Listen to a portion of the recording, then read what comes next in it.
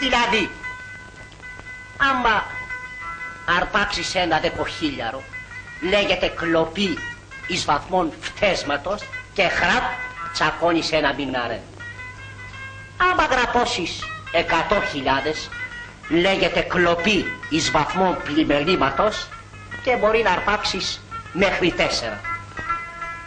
Άμα τσακώσεις 10 εκατομμύρια, λέγεται επεξαίρεσης.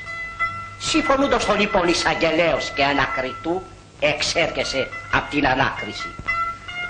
Άμα τσακώσεις 100 εκατομμύρια, λέγεται κατάχρα εμπιστοσύνης με κακούργημα να πούμε.